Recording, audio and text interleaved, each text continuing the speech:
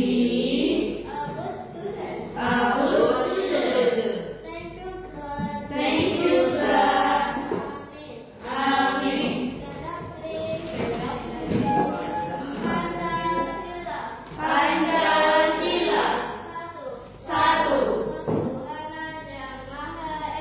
Ketuhanan yang Maha Esa. Dua. Kemanusiaan yang adil dan beradab. Tiga. Persatuan Indonesia. Empat.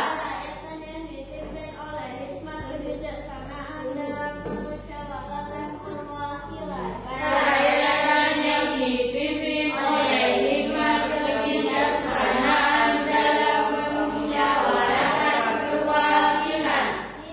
Lima. Keadilan sosial bagi seluruh rakyat Indonesia. Keadilan sosial bagi seluruh rakyat Indonesia. Satu Bandung, ibu kota periangan. Halo, Satu Bandung, kota tenang-tenang. Sudah lama beta tidak berjumpa dengan kau. Sekarang telah menjadi lautan hati. Mari kita bersama kembali. First, listen when someone is speaking. Second, raise your hand to speak. Third, carry friend. Fourth, always prepare actively. Fifth, follow direction. Thank you. Tapi sebelum belajar coding dan kecerdasan artifisial, Memsi mau dengar dulu kabarnya hari ini. Masih ingat ya dengan perasaanmu? Oke. Bagaimana perasaanmu? Hatiku, pikiranku, fresh, fresh, fresh. Kamu semangat. Dang dang dang, ding ding ding, dung dung dung. Dang dang dang, ding ding ding, dung dung dung. Semangat.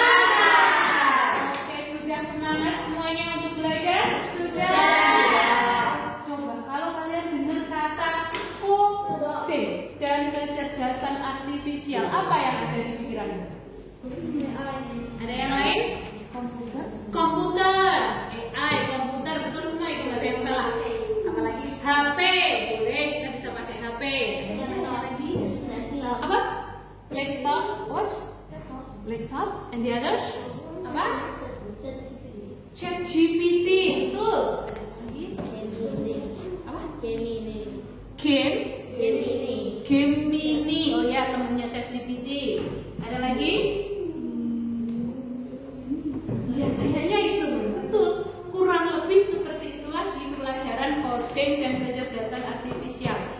Alat yang kita gunakan tentu saja bisa pakai komputer, bisa pakai HP, bisa pakai tab. Nah, yang kita pelajari di komputer itu ya bisa pakai Gemini, pakai ChatGPT, bisa pakai game atau aplikasi-aplikasi lain yang ada di komputer. Itu adalah coding dan kecerdasan artifisial. Tapi karena kita baru pertama bertemu, kita akan belajar tentang dekomposisi atau memecahkan masalah jadi lebih mudah. Ya. Jadi AI atau kecerdasan artifisial itu membantu kita untuk memecahkan masalah lebih mudah. Nanti pertama Memsi akan mengajari kalian bagaimana caranya berpikir seperti komputer. Coba dijawab pertanyaan ini. Ada seekor jerapah. Memsri ingin memasukkan jerapah ke dalam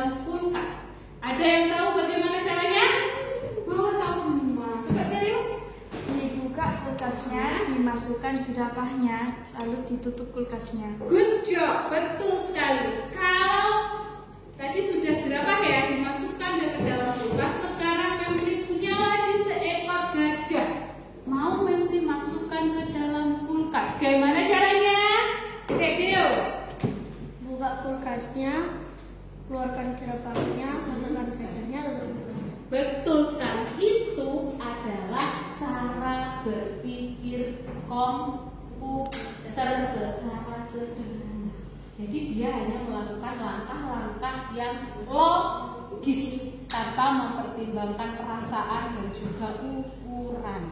Kalau kita mau berpikir secara perasaan dan ukuran, jerapah dimasukkan dalam kulkas kan tidak mungkin. Tetapi komputer hanya berpikir secara logis. Begitupun dengan dekomposisi.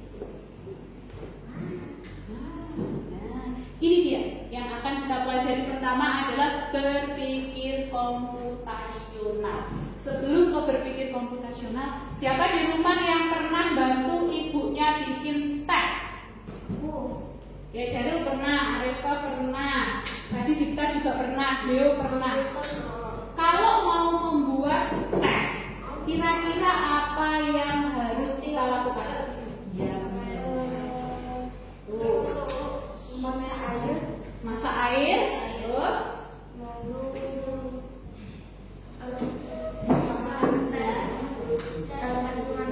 gulanya dimasukkan ke mana? Berarti kita harus siapkan apa dulu? Gelas. Masak air, siapkan gelas. Setelah itu masukkan gula dalam gelas. Terus masukkan teh ke dalam teh celup, bisa pakai teh celup ke dalam gelas. Setelah itu dituang air panas, terus diaduk sampai berwarna kemerahan keemasan, baru bisa kita minum.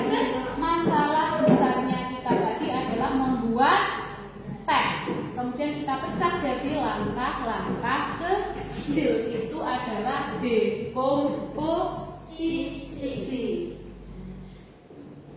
Jadi nanti setelah kita belajar hari ini tentang dekomposisi, kalian akan tahu bagaimana penggunaan dekomposisi dalam kehidupan sehari-hari, apa manfaatnya dekomposisi, dan kalian juga akan tahu bagaimana contoh penggunaan dekomposisi sederhana dalam permainan game.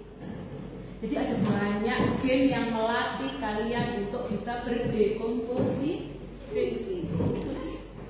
Apa itu dekomposisi? Tadi seperti sudah kamu lakukan, kita punya masalah membuat teh, kemudian kamu pecah jadi kecil-kecil langkah-langkahnya. Jadi dekomposisi itu kira-kira apa?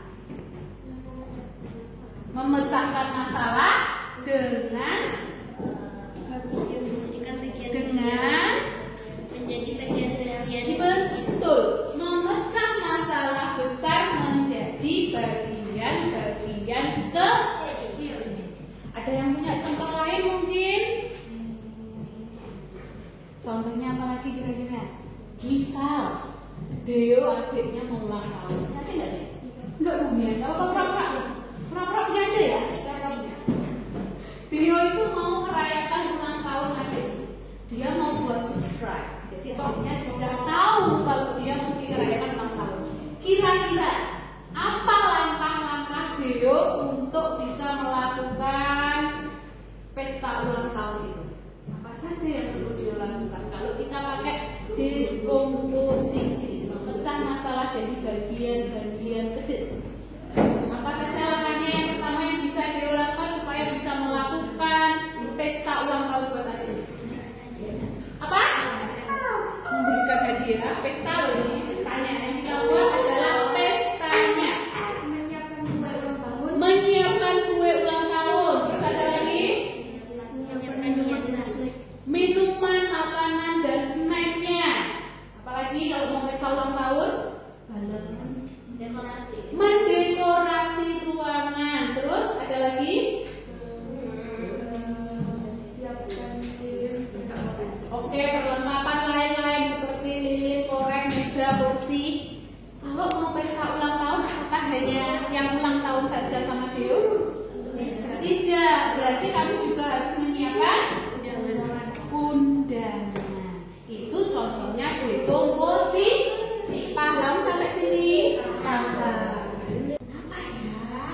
Membuat masalah lebih mudah, membantu berpikir runtut dan logis. Yang selanjutnya, susun langkah-langkah solusi digunakan dalam coding dan kehidupan sehari-hari. Ini adalah pentingnya dekomposisi. Sarapan. Kalau berpikirnya komputer tidak langsung cuci tangan atau siapkan roti, tapi dimulai dengan bangun tidur. Kenapa dimulai dengan bangun tidur? Karena sarapan itu sudah pasti. Sarapan itu kapan? Malam hari? Pagi hari. Kalau kamu masih tidur, menurut komputer kamu nggak bisa mempersiapkan sarapan. Jadi harus bangun dulu, cuci tangan, kemudian siapkan roti, oleskan selai, baru sajikan sarapanmu. Itu cara berpikirnya komputer. Kehidupan sehari-hari seperti tadi buat teh. Terus apa lagi tadi? Dia tadi? Pesta ulang tahun juga. Yang di contohnya Maxi menyiapkan sarapan. Kita juga bisa bermain caranya dekomposisi melalui game. Di rumah kalian bisa cari nanti di Google Lightboot atau Monkey GL. Itu contoh game yang menggunakan cara dekomposisi. Kita memecah masalah menjadi langkah-langkah kecil supaya bisa terselesai.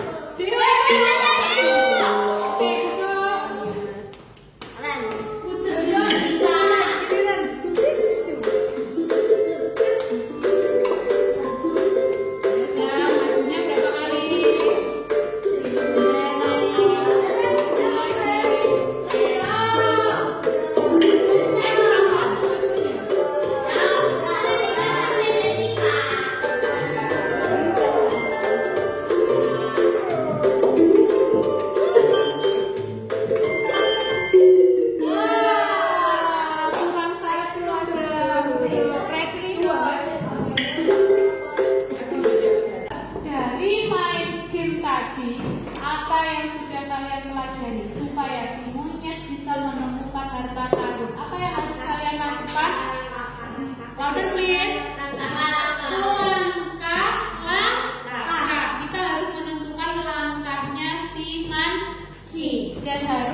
One step by one step. Satu langkah. Start from jump.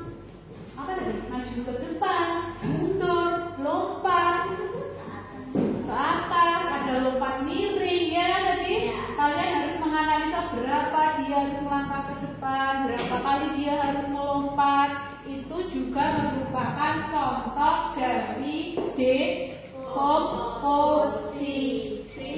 Nah ini dia langkah kecil yang kita lakukan dalam game. Sekarang kita akan belajar bagaimana memecahkan dekomposisi melalui kehidupan sehari-hari. Nah, di sini Mercy ingin membantu salah satu teman kita. Dia bernama Irma. Irma ini siswa baru kelas 1, baru datang ke sekolah. Dia berkunjung ke sekolah, kemudian lihat ruang perpustakaan. Kok bukunya banyak ya? Mau baca ke situ. Ketika dia masuk, nah, dia bingung. Bukunya banyak. Terus kok di rak-rak buku itu ada tulis-tulisan A1, C2. Ada tulisan fiksi, non-fiksi, language, science. Apa itu maksudnya? Bisakah kalian membantu Emma untuk bisa menemukan buku yang ingin dia baca di perpustakaan? Ini kasusnya bisa diselesaikan dengan cara berkelompok. 9 students so make 3 group. 3 anak, 3 anak. 1, 2, 3, 1, 2, 3, 1, 2, 3. Kita aja ya, langsung Oke.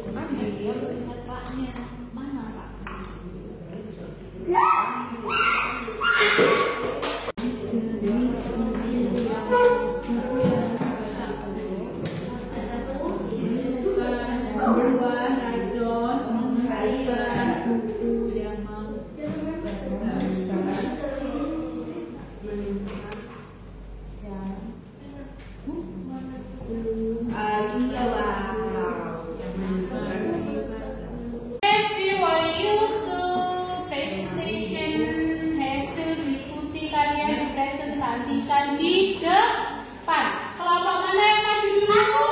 Oke, silakan. Assalamualaikum warahmatullahi wabarakatuh. Waalaikumsalam warahmatullahi wabarakatuh.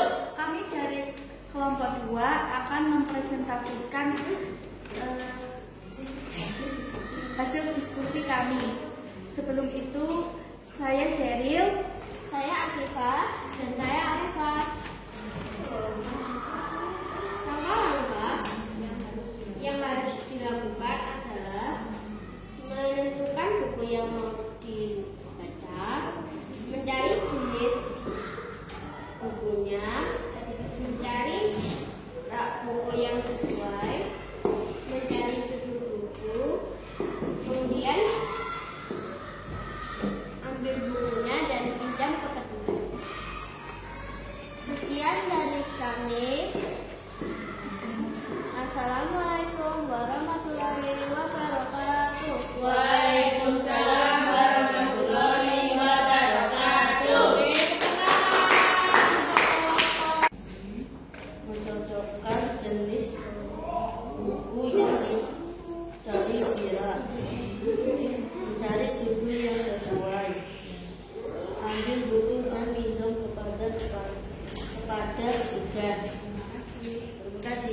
ada pertanyaan untuk hasil presentasi kelompok 1. Bukan buku yang buat urutan dari langkah pertama sampai terakhir yang dilakukan Erma. 1. Menentukan buku yang akan dibaca. 2. Cari label buku di rak. Kalian ternyata kalian sudah bisa menentukan langkah-langkah Emma untuk meminjam buku di perpustakaan. Tadi langkah pertamanya apa? Semua bersama tadi. Menentukan buku yang ingin dibaca. Yang kedua, mencari jenis buku di rak. Yang ketiga,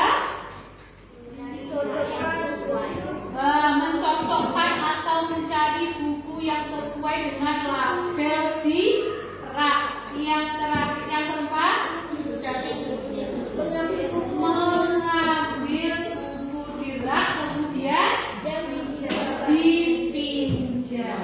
Kalau sudah dipinjam, jangan lupa dikembalikan. Apakah kalian pernah melakukan hal seperti ini? Pernah? Tidak. Kamu tidak pernah ke perpustakaan? Pernah kan? Seperti Emma. Kalau mau baca buku cerita, berarti yang kamu cari di rak apa? Fiksi. Ambil judulnya, lalu kita pinjam. Pintar. Oke, sekarang untuk mengetes seberapa kamu paham tentang dekomposisi, kita akan bermain game di quizzes ini. Ya.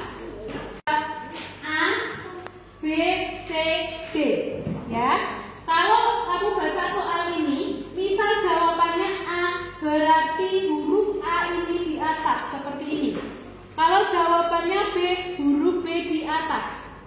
Kalau jawabannya C, huruf C di atas. Seperti itu ya, paham? Memsi akan urutkan sesuai dengan nomor absen yang sudah Memsi input. Nomor 3 itu ada Akifah.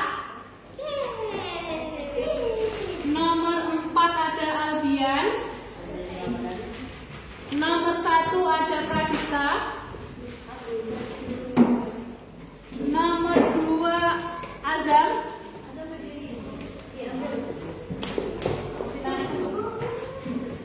Ini nomor 5 ada Deo. Nomor 6 Arefa. Apa? Kalau sudah ketemu jawabannya langsung diangkat. Apa yang dimaksudkan? Ya, angkat semuanya. Nah, perlihatkan di situ yang sudah menjawab.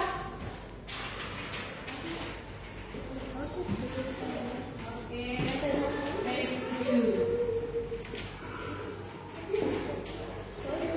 Nah, yang jawabannya betul ada 5 orang. Menjawab, ya udah. Oke, kita lanjut. Kita perlu memecahkan masalah.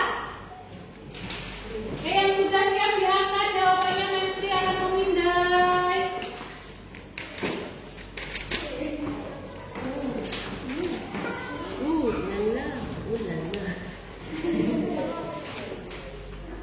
Mana lagi? Sekarang jawabannya.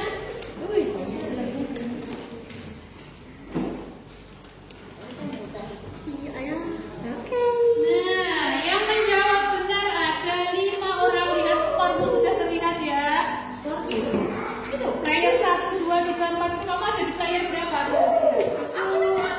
Oke, pertanyaan selanjutnya. Ika, oke. Sudah masuk ini loh semuanya. Cepet banget. Kita lihat jawabannya. Wah. 5 anak betul.